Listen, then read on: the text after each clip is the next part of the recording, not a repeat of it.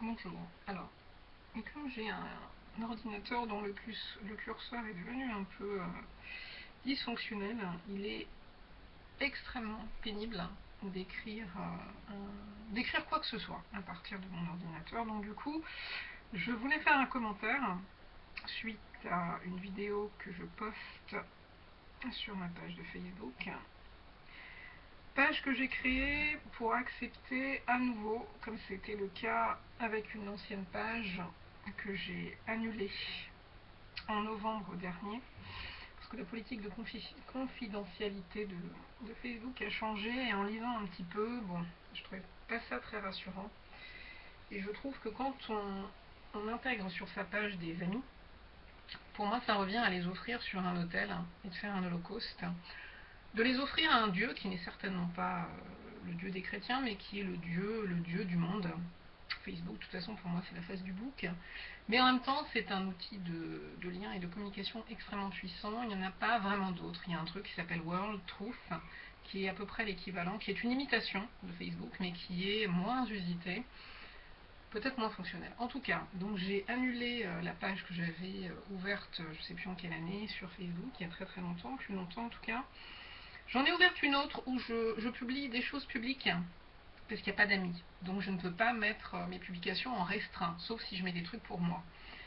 Je ne veux pas y mettre d'amis, parce que voilà, pendant un temps je me suis dit, quand on intègre des amis, en fait ça permet à ce site, qui est extrêmement puissant aujourd'hui, de faire des recoupements, d'analyser vos faits et gestes, de recouper, de créer des cercles, de voir avec qui vous êtes en relation, etc., ce que vous faites. Enfin, je trouve que c'est, je ne sais pas jusqu'où ça va.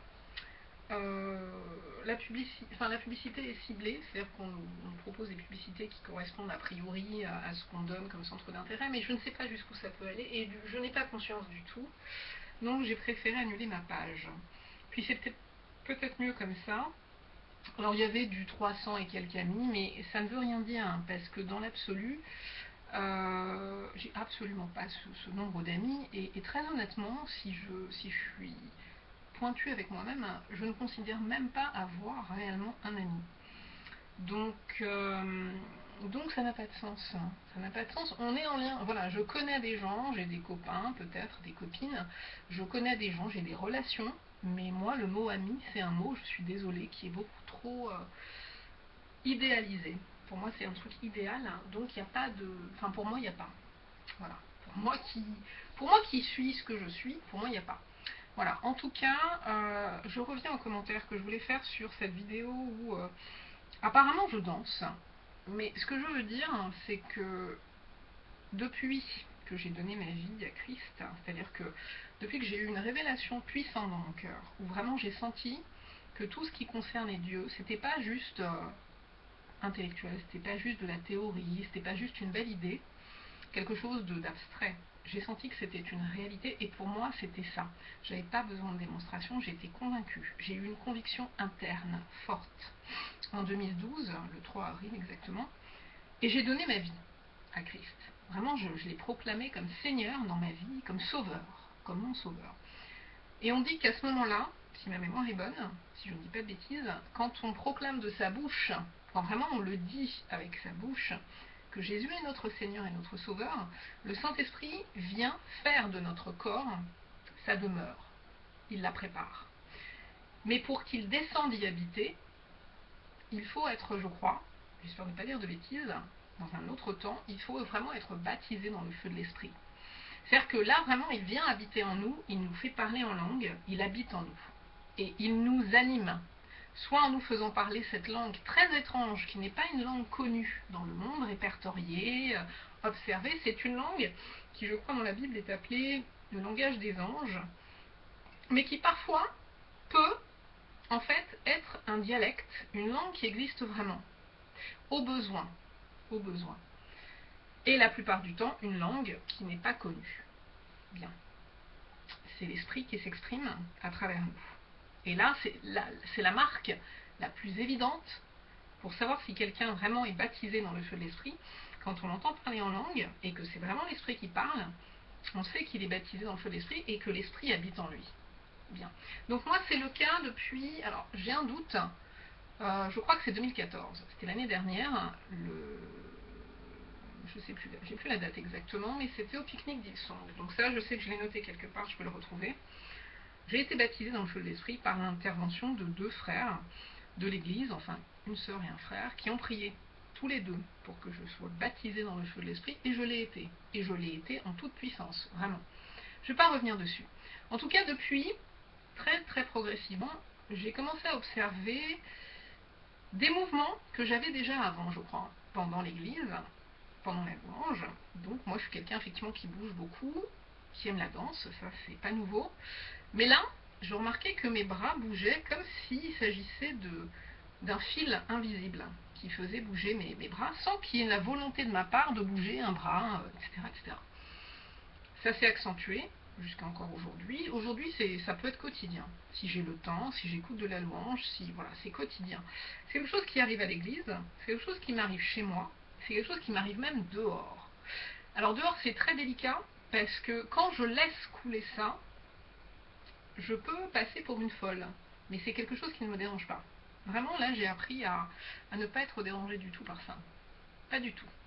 En tous les cas, il y a une espèce de polémique un peu avec quelqu'un de ma famille qui pense qu'avant même de commencer à vouloir considérer que c'est peut-être un don de l'esprit ou que c'est ce qu'on appelle de la danse prophétique, qui est quelque chose d'assez nouveau mais qui existe. Moi j'ai entendu parler de danse prophétique, c'est une jeune femme d'une autre église qui m'a vu faire mes mouvements un jour au sein d'un événement organisé par son église. Et quand je suis partie, on a eu l'occasion de parler, elle m'a dit je vous ai vu faire la danse prophétique. Je lui ai dit ah bon, c'est comme ça que ça s'appelle? Elle m'a dit oui. Et dans son église, officiellement, il y a un groupe qui pratique, sous l'autorité de leur pasteur, qui pratique ce genre de choses. Bien. Alors, c'est vrai que quand on ne connaît pas quelque chose, j'ai même demandé à la librairie CLC, qui est quand même très réputée dans le monde chrétien, protestant, évangélique, j'ai demandé s'ils avaient un bouquin sur la danse prophétique, ils m'ont dit non. Ils ont un CD que je n'ai pas pris, que je prendrai probablement, mais ils n'ont rien, ils n'ont pas de livre, d'ouvrage pour en savoir plus. Alors il y a des gens qui ont besoin de valider. Il y a des gens qui considèrent que peut-être ce n'est pas biblique, même si la danse a été évoquée quand même dans la Bible, hein, avec des tambourins, il y a une femme qui a dansé, même paraît-il quelqu'un qui expliquait que cette danse a permis je ne sais plus quoi. Bon, il faudra que je relise ma Bible pour la 2e fois, et je verrai de quoi il retourne. Mais moi personnellement, pour moi, il n'y a pas de... j'ai pas à me poser 36 000 questions. Je ne crois pas que ce soit le diable qui vienne me faire des transes. Je ne vois pas pourquoi le diable viendrait occuper mon corps puisque c'est le temple du Saint-Esprit, ça n'a aucun sens. Alors qu'après, j'ai en moi encore des points noirs qui viennent de ma vie d'avant et que le diable effectivement a permis de faire pénétrer en moi, oui, et que ces points noirs puissent réagir, qu'il puisse y avoir peut-être des délivrances pendant que je danse, c'est une possibilité. Donc ce qui veut dire que je ne connais pas tout et je ne sais pas tout ce qui se passe quand j'effectue ces mouvements. Je sais qu'il y a des moments où je sens une force, une puissance, mais crispée, quelque chose de, à la limite du douloureux. Dernièrement, j'ai laissé les mouvements couler sur une mélodie qui a été utilisée dans le film 50 Shades of Grey, qui est un film sur le sadomasochisme. Et là, j'ai compris qu'effectivement ce film est malsain et que c'est malsain. Tout ce qui gravite autour de ce film, y compris la musique, est malsaine. De toute façon, Beyoncé, qui est l'auteur de 2 mélodies phares de ce film, Haunted et Crazy for Love, est connue pour elle avoir, entre guillemets, donné son âme au diable, volontairement ou involontairement, consciemment ou inconsciemment, mais elle sert Mahamoun. Elle sert le royaume de l'autre, de l'ennemi. Bien. Et en échange, elle a la réussite et l'argent. Parfait. On sait que dans le milieu musical et dans le monde, ça marche beaucoup comme ça. C'est-à-dire que le diable, qui a tenté même Jésus sur cette montagne, a proposé à Jésus de lui donner toutes les richesses de tous ces royaumes qui étaient sur la terre. Et Jésus l'a renvoyé dans ses cages en lui citant la parole, que je ne pourrais pas citer très exactement, mais ce qui voulait dire il n'y a qu'un seul Dieu, le Père, mon Père, donc je ne me prosternerai devant personne d'autre que lui. Voilà. Donc non, je ne me prosternerai pas devant toi, même contre des richesses, etc. etc. Et en tout cas, l'ennemi utilisera toujours les richesses, l'argent, voilà, particulièrement pour asservir beaucoup, beaucoup, beaucoup de gens qui sont prêts à tout et à n'importe quoi pour ça. En tous les cas, ce que je voulais dire, c'est que la louange me met en mouvement, particulièrement la louange, c'est-à-dire la musique qui vraiment loue et qui est à la gloire du Seigneur, Dieu, etc., Jésus, le Saint-Esprit, la Trinité, parce que les trois sont une même, enfin, ce sont trois faces d'une même entité. La louange me met en mouvement particulièrement. Et donc dans la vidéo que je laisse couler juste avant, eh bien, ce ne sont pas mes mouvements. Je laisse l'esprit couler. Et voilà ce qui ressort. C'est ce que je voulais dire. C'est ce que je voulais dire en sachant que par moments ça pourra paraître extrêmement lent, extrêmement gracieux peut-être, et à d'autres moments ça sera extrêmement crispé et ça paraîtra violent. Et c'est cette espèce d'ambivalence qui peut poser question à certaines personnes. Alors je ne connais pas tout. Moi je pense qu'il y a peut-être un mélange. Il y a un mélange, j'apprends, mais je ne suis pas pressée de savoir. Ça viendra en temps voulu. Moi personnellement, tout ce que je n'ai pas d'inquiétude. Je n'ai pas d'inquiétude parce que de toute façon, comment dire? Non, je ne vais pas préciser. Enfin, je n'ai pas d'inquiétude. Je n'ai pas d'inquiétude. Je pense que si cette chose est là, ce n'est pas par hasard. Rien n'est du hasard, surtout quand on devient chrétien. Il n'y a pas de hasard. Et j'étais même en train de dire, et là je vais arrêter sur l'instant parce que j'ai autre chose à faire, mais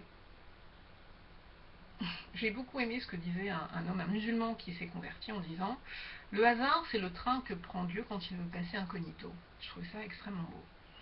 Il n'y a pas de hasard. Quand on a donné sa vie à Christ, quand on lui a donné les rênes volontairement de notre vie, parce qu'on sait qu'il nous aime, parce qu'on sait qu'il nous a aimés, d'une manière que personne ici-bas ne saurait utiliser pour donner sa vie, pour souffrir tout ce qu'il a enduré, la torture, la douleur, la souffrance, la peur, etc., c'est qu'on aime profondément. Il n'y a qu'un parent qui peut faire ça pour sauver la vie de ses enfants, je pense. Dieu nous aime.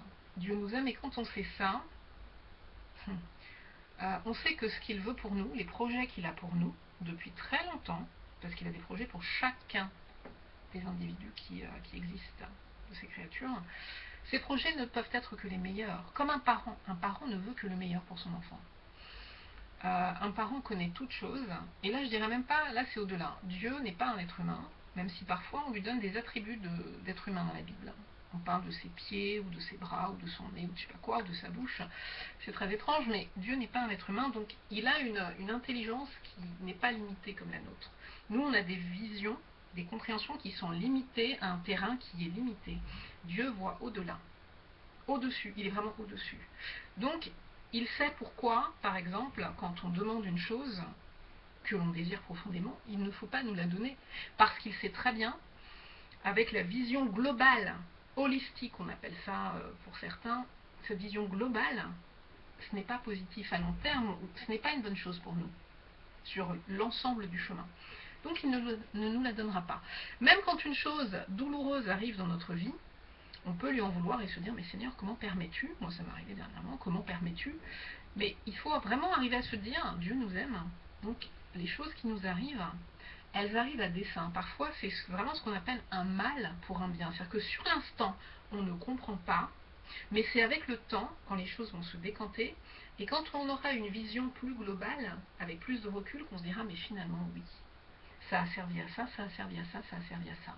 Finalement, c'était pas si négatif que ça. Moi, je suis convaincue de ça.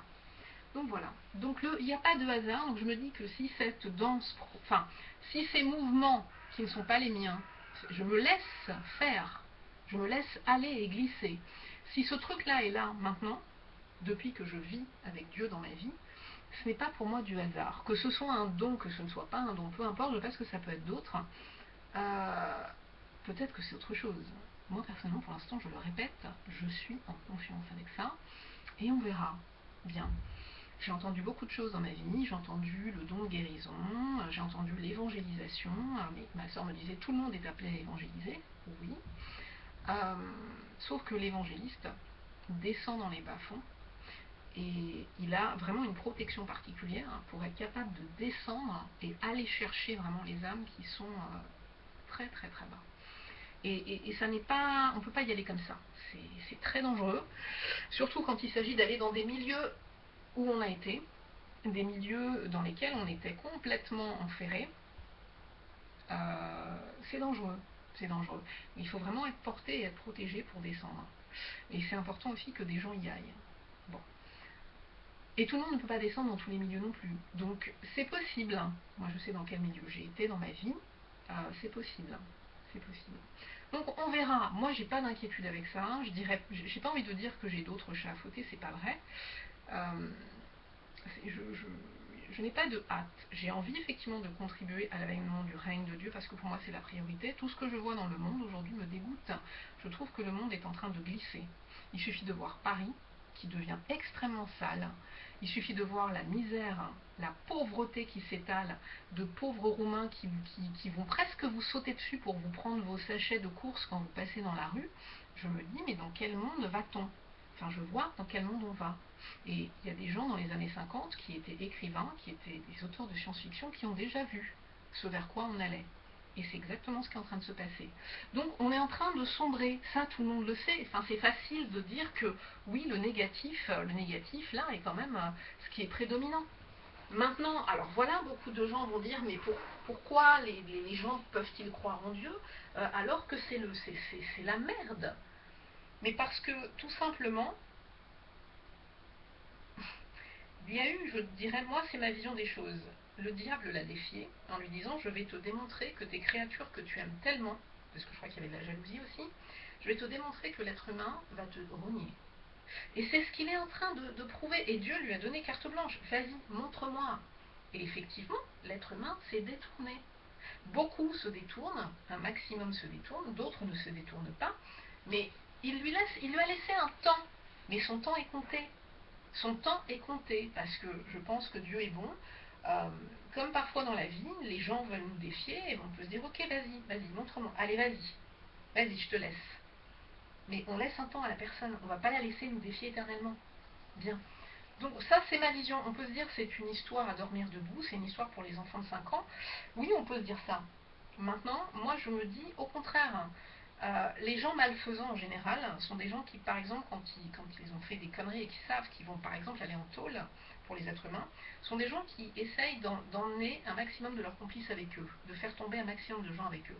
Pour moi, l'ennemi, c'est pareil. Il sait qu'il va être détruit, et donc il veut prouver que l'être humain, effectivement, va renier Dieu, et qu'il va pouvoir partir avec un maximum d'entre eux dans la Guéhenne, dans l'océan de feu. Il veut toujours avoir raison et montrer à Dieu qu'il avait raison. Donc lui, il est dans l'orgueil, et Dieu simplement,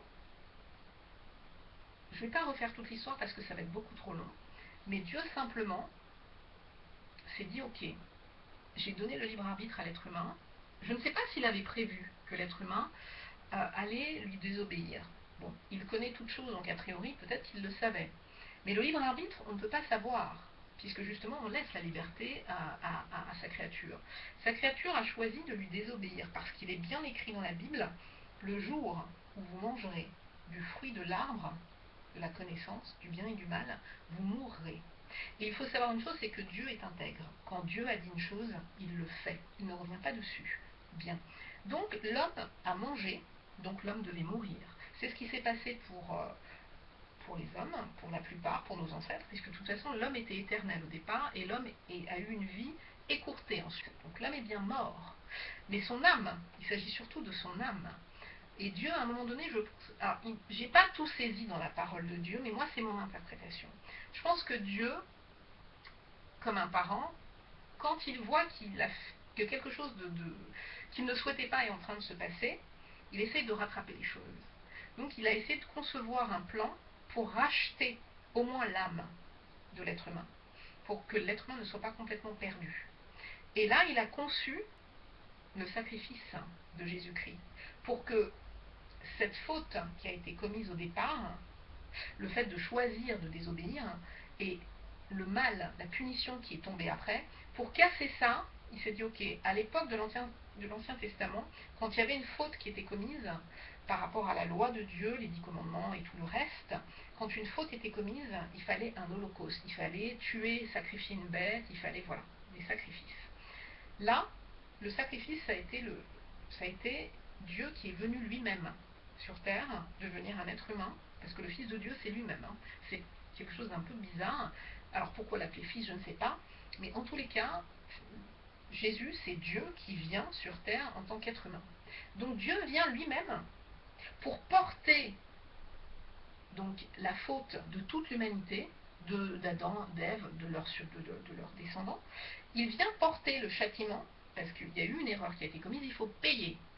Il est venu tout porter pour que, par la suite, les hommes qui le veulent, parce qu'on est toujours dans le principe du libre arbitre, les hommes qui le veulent puissent choisir de revenir au plan initial, choisir de l'accepter comme Seigneur et Sauveur, choisir de ne pas désobéir, choisir de revenir à ce qui était prévu au départ.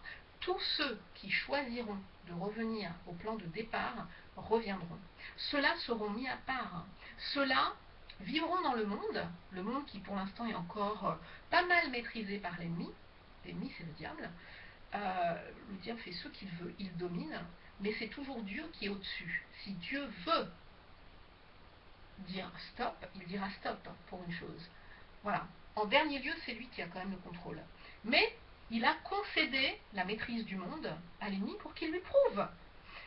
Et je crois avoir compris, mais je ne suis pas sûre à 100%, que pour arrêter ça, il y a un temps. Il est bien dit dans la Bible que personne ne connaît le moment où effectivement tout ça va s'arrêter, où le diable sera détruit, où les plans du diable seront détruits, où il y aura le jugement, il y aura plusieurs jugements, je crois qu'il y a 2 jugements, même les chrétiens seront jugés, mais les morts, ceux qui sont morts avant même peut-être de pouvoir reconnaître Dieu, seront jugés aussi. Je ne sais pas, enfin, je dirais que quand on marche avec Dieu, le chemin est long. Moi, ça ne fait que 2012, 13, 14, ça fait que 3 ans. En 3 ans, je ne connais pas tout. J'ai pas fait une étude de la Bible. Je l'ai lu une fois. Là, je suis repartie pour une deuxième lecture. C'est long. Il y a des choses qui sont certainement cachées. Il faut faire une véritable école biblique pour creuser et pour comprendre. Bon, ça nécessite de faire un choix. Il y a une sœur de mon église, il y a 2 sœurs de mon église qui, là, pour l'année prochaine, vont certainement commencer une école biblique. Peut-être qu'un jour je ferai ça, je ne sais pas, on verra. Mais en tous les cas, dans ma compréhension, il y a des conditions, dans ce que j'avais cru comprendre, entre les enseignements que j'ai eus de ma mère spirituelle ou de celui qui l'inspire, Lucas Otniel, qui est roumain. Ma mère spirituelle, c'est celle qui, sur ma page Facebook, fait partie de ceux qu'on appelle des amis. C'est ma mère spirituelle, Petronella Galvez. Bien, c'est elle que Dieu a utilisée pour me ramener vers lui et pour me donner un choix. Marilyn, est-ce que tu veux, en gros, le choisir, venir avec moi, ou est-ce que tu ne veux pas? Voilà, c'est elle qui l'a utilisé et c'est elle qui a remporté la victoire. Et ça, pour ça, je la remercierai éternellement, parce que ma vie n'est plus la même aujourd'hui. Bien. En tous les cas, ce que j'ai compris de ces enseignements ou de ce que j'ai pu lire, c'est que même si personne n'est censé connaître le moment où les choses vont changer, l'Apocalypse ne parle pas de tout. Il faut lire les prophètes de l'Ancien Testament. Isaïe, je ne sais même plus lesquels, je ne les connais pas par cœur. Enfin bref, mais Isaïe en fait partie, Joël en fait partie. Certains ont vu ce qui va arriver. Il est question d'une nouvelle terre. Nous ne continuerons pas à vivre sur cette terre. Cette terre sera détruite. Bien. En tous les cas, je pense avoir compris qu'il y a 2 conditions pour que ce moment arrive. Il y a un livre dont on parle dans la Bible qui s'appelle le livre de vie. Le livre de vie, dans ce que j'ai compris, est un livre dans lequel sont inscrits le nom de toutes les personnes qui suivront Dieu jusqu'à la fin. Ce livre existe depuis très longtemps, depuis le commencement, je crois. Je ne suis pas certaine. Il faudra que je relise la Bible et que voilà. Mais c'est un livre qui existe de longue date, et ce que j'ai compris aussi, c'est que c'est un livre dans lequel on peut ajouter, heureusement, des noms, mais dans lequel on peut en retirer, parce qu'il y a un seul péché qui ne sera jamais pardonné et qui ne peut pas l'être, c'est le fait de renier le Saint-Esprit, d'avoir connu le Saint-Esprit, de l'avoir accepté dans sa vie et de le renier en conscience, c'est-à-dire sans être sous l'effet de drogue, d'alcool, etc., en conscience. Dire, je sais ce que c'est, je n'en veux plus, c'est de la merde. Ça, c'est un truc qui n'est pas pardonné. Bien. Donc, on pourra ajouter malheureusement à ce livre les âmes de ceux qui seront passés par ce chemin-là, qui auront connu l'Esprit, qui auront reconnu Dieu dans leur vie et qui le renieront, en conscience. Bien. Bref, donc il faut que, je pense, tous les noms inscrits dans ce livre, il faut que toutes ces personnes soient revenues vers Dieu et choisi de revenir, de rentrer au port. Moi j'appelle ça rentrer au port. Des gens qui sont partis au loin, qui sont partis faire leur vie, qui sont partis dans le monde. Le monde, c'est le système, c'est la société dans laquelle on vit, avec tous ses travers. C'est la société qui est maîtrisée, dominée par l'ennemi, par le diable. Le monde, c'est ça. C'est ce système de vie. Avec les gouvernements, avec tout ça. Avec l'argent roi, avec tout ça. Bien. Donc, il y a des gens qui sont dans le monde, qui vivent dedans, qui essayent de vivre selon les règles du monde. Pense à toi, sois individualiste, pense à toi, à tes proches, etc. Fais de l'argent, sors-toi du pétrin, essaye éventuellement d'aider les gens autour de toi, mais bon, ne t'occupe pas des autres. Voilà. Ça, pour moi, c'est une des règles du monde. Je peux peut-être me tromper, mais c'est une des règles du monde. C'est penser vraiment à soi. Penser à son plaisir, s'éclater, profiter au maximum parce qu'après on sera plus là. Voilà, ça c'est une des règles du monde. Bien. Et c'est ce que veut l'ennemi, parce qu'il sait très bien que ça amène les gens à la perdition. Et c'est ce qu'il veut, c'est ce qui le réjouit. Voilà. Parce que l'ennemi se réjouit de notre douleur, et il se réjouit aussi de notre mort. Ça, il faut le savoir. Moi, personnellement, je lui ai donné la main pendant des années. Et il m'a détruite. Il m'a détruite. Et il a failli me tuer plusieurs fois. Il a voulu me tuer déjà dès le début, dès le commencement, quand j'étais dans le ventre de ma mère. Il n'y est pas parvenu et il est revenu plusieurs fois et il a failli le faire de 2009, on va dire, à 2011-2012. Il a failli me tuer, mais il n'y est pas parvenu. Bien. Donc, mais je lui ai donné la main, j'ai fait de l'astrologie, j'étais à fond là-dedans, alors que l'astrologie ne vient pas de Dieu, l'astrologie vient du diable. C'est un de ses outils pour attraper les gens. Parce que les gens ne savent pas, ils sont perdus, ils savent plus où ils sont, et il se sert de ça pour appâter peut-être les plus fragiles, on va dire, ceux qui sont paumés. Voilà. Et moi, il m'avait bien enfermé dans ces chaînes. Le problème, c'est que quand il vous donne une chose, tu as peur de l'avenir, tu veux connaître l'avenir. Ok, je vais te donner des éléments. En sachant que certains sont vrais, d'autres ne le sont pas, je te mélange tout, voilà, tu ne sauras plus exactement ce qui est des vessis, qui appartient au vessie, ce qui appartient au long terme. Tu seras dans le flou, tu ne comprendras pas. Et non seulement il vous donne, sans vraiment vous donner, mais en plus de ça, il vient à un moment donné pour se faire payer. Parce qu'il vous a donné de la merde, il vient se faire payer pour ça. Et en général, moi ce que j'ai appris et qui m'a beaucoup choqué, c'est que pour se faire payer, en général, ça tombe sur votre descendance, sur vos enfants. Et oui, effectivement, sans rentrer dans les détails, mon fils a payé. Bien. Donc là, ça va trop loin. Là, quand on arrive là, ça va trop loin. Voilà. Et l'astrologie, ça a l'air de rien, parce que moi, quand ma sœur n'arrêtait pas de me dire, mais tu sais, l'astrologie, ça ne vient pas de Dieu, je me disais, mais non, enfin voilà, je vois pas ce qu'il y a de mal, au contraire, ça m'apporte des éléments de réponse, ça m'éclaire. On voit pas où est le mal. En général, quand on est dans le monde et qu'on a des pratiques du monde, qui sont des trucs qui ont été inventés par l'ennemi, par le diable, on voit pas où est le mal. On a l'impression, au contraire, que ça nous fait du bien. Voilà. Sauf qu'au final, le but de l'ennemi, c'est de nous tuer, c'est de nous détruire. C'est ça qui le fait kiffer, c'est ça vraiment ce qui lui fait prendre son pied, c'est ça. C'est tout. Donc moi personnellement, je suis très heureuse de l'avoir lâché, et je ne dirai rien d'autre de plus ici, mais je sais ce qui me motive aujourd'hui, vraiment. Bien. En tous les cas, chacun est libre. Dieu nous a donné le libre arbitre, c'est vraiment son cadeau ultime. Donc nous sommes libres, soit, même si c'est à contre-courant, d'écouter ces histoires comme beaucoup pensent, à dormir debout et croire en lui, en sachant qu'il faut quand même, je pense, à un moment donné avoir une rencontre personnelle avec Dieu et le ressentir profondément, qu'il vienne se révéler à l'intérieur de nous pour vraiment y croire. On ne peut pas croire en Dieu comme ça, surtout dans un monde comme le monde dans lequel on vit. C'est trop abstrait, c'est trop, ça paraît tellement loin, tellement débile. Bien, il faut avoir eu une révélation. Dieu se révèle, Dieu se révèle. Maintenant, peut-être qu'il ne se révèle pas à tout le monde.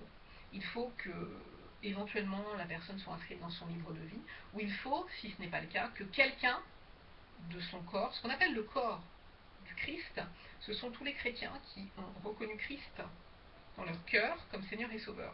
Il faut que quelqu'un qui est dans le corps de Christ, donc un chrétien, prie pour quelqu'un d'autre qui est loin de Dieu, parce que je crois avoir compris que Dieu ne peut pas regarder tout le monde et avoir de la compassion ou de la bienveillance pour tout le monde. Il y a des gens dont il s'éloigne, parce que ce sont des gens qui ont choisi le monde, qui sont à fond dans le monde, et si personne ne prie pour eux, si personne n'intercède pour eux, je crois, mais je ne suis pas sûre à 100%, que ce sont des gens qui sont perdus. Voilà. Et la volonté de Dieu, ce n'est pas la perdition de ses enfants, c'est d'en ramener un maximum, et c'est notre rôle à nous chrétiens, et c'est là que ça pourra faire des histoires après dans le monde, parce que quand on voit ce qui se passe avec les musulmans, qui sont fanatiques quand même, qui vont jusqu'à tuer des gens pour leur Dieu, pour leur foi, on peut mettre les chrétiens dans comment dire, dans le même sac, d'autant plus que oui, il y a des siècles de ça en arrière, les catholiques par exemple ont mené des guerres de religion et ont tué les musulmans. Donc oui, la religion peut amener à la folie et au fanatisme. Après, il faut savoir, comme on dit, discerner, distinguer, faire la différence entre ce qui est d'un côté, ce qui est de l'autre. Il ne faut pas tout mélanger. Et c'est très difficile, parce qu'on vit à une époque justement où le diable joue sur ça. Joue sur le faux et sur le vrai. Imite beaucoup, mais n'est pas. Voilà. Donc il faut faire attention, il y a beaucoup de pièges. Il y a beaucoup de pièges. Ce qui est apparent, ce qui est censé être... Enfin voilà, il est très fort. Il est très fort et il faut vraiment avoir ce qu'on appelle le discernement des esprits. Savoir ce qui est en face de vous et ne pas vous faire avoir. Maintenant, j'ai beaucoup parlé. Le temps pour moi est même dépassé. J'avais autre chose à faire. Je peux toujours le faire, mais j'ai un peu dépassé mon temps. J'en reviens à mes mouvements. Je voulais juste te dire qu'un jour j'étais dans le métro, un dimanche matin, j'allais à l'église, et je prenais une autre ligne que celle que je prends d'habitude parce qu'il y avait un problème sur les lignes de métro. Et j'ai pris une ligne de métro qui est réputée pour passer par des points qui sont des points chauds quand même. Voilà, Stalingrad, la guerre de l'Est, bon, guerre du Nord, beaucoup de shoot, beaucoup de drogue, beaucoup de choses comme ça, et c'est une réalité, c'est pas juste une idée. Et je voyais le matin des gens qui étaient défoncés, qui étaient pas bien, et puis en plus des gens qui sortent beaucoup le soir, le samedi soir, parce que la vie est dure, on essaye de s'amuser, on va dans des boîtes, etc. Mais souvent, c'est éphémère, hein, ça dure qu'un temps, et finalement, enfin bref, c'est pas... Moi-même, hein, j'ai été en boîte de nuit, heureusement qu'à l'époque j'avais une amie qui était assez lucide. Et les premiers temps, quand on est parti en boîte, elle m'a appelé, elle m'a dit Marilyn, va faire un tour, va voir ce qui se passe autour. Et effectivement, il y avait beaucoup de gens enfin, c'était la défonce totale, quoi. Et ça, c'était dans le début des années 90, 1990. C'était au Kit Kat à côté du Palace, et c'était les afters, hein, donc, et c'était déjà ça. C'était déjà ça. Et nous, on n'a jamais eu besoin de se bourrer la gueule ou de prendre de la drogue pour danser toute la nuit et pour s'éclater. Mais après, il y a des gens qui sont inhibés, il y a des gens qui ont du mal, il y a des gens qui n'arrivent pas, il y a plein de trucs, donc pourquoi pas. Mais en tout cas, donc, je prenais le métro un dimanche matin et j'écoutais cette louange, donc cette superbe mélodie de Hillsong United portée par Joel Houston, qui vraiment a une voix et un physique et une sensibilité. Moi, j'avoue, j'ai été touchée par cet homme-là. J'ai été touchée par cet homme-là, je suis toujours touchée par sa musique à lui et à son groupe, parce qu'il n'est pas seul, donc c'est pas une idolâtrerie personnelle. Et, et vraiment, j'avais l'impression, pendant que les mouvements étaient en train de venir et de me faire bouger, j'avais vraiment l'impression d'avoir de la compassion et de ressentir la compassion de Christ pour toutes ces personnes qui souffrent en fait. Et j'ai senti vraiment, en fait, Dieu appelle, c'est clair, Dieu appelle l'être humain à sortir de ce système de choses dans lequel on vit, parce qu'il ne mène pas vraiment à des choses positives, il mène à la perdition, ça c'est une réalité. C'est la voie vaste dont parle la Bible, je ne sais plus dans quel livre, je ne suis pas une spécialiste de la Bible et de la rhétorique.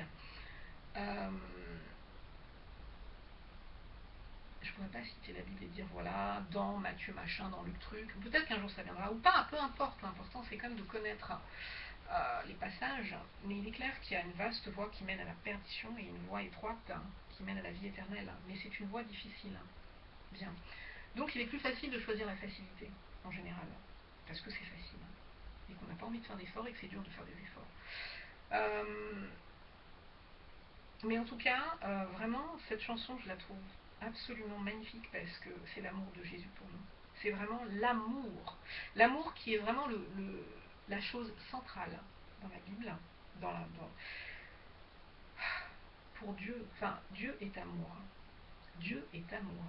Et même il est dit que de toutes les règles, de tous les commandements qui peuvent exister dans la parole de Dieu, dans la Bible, s'il n'y en avait qu'un seul à retenir, c'est aimez-vous les uns les autres comme je vous ai aimé. C'est l'amour. Parce que si on n'a pas l'amour, on n'est rien. Ça sert à quoi d'avoir des dons? Ça sert à quoi de ceci, de cela, de faire de bonnes œuvres si on n'a pas l'amour? L'amour est central. L'amour est central.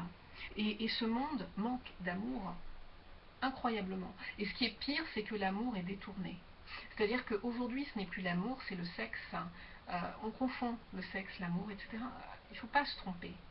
Il ne faut pas se tromper entre deux personnes, parce qu'après l'amour, ça peut être aimer son enfant, ça peut être aimer son travail, il y a beaucoup de formes d'amour. Il y a beaucoup de choses à dire, mais là, j'ai besoin de faire autre chose.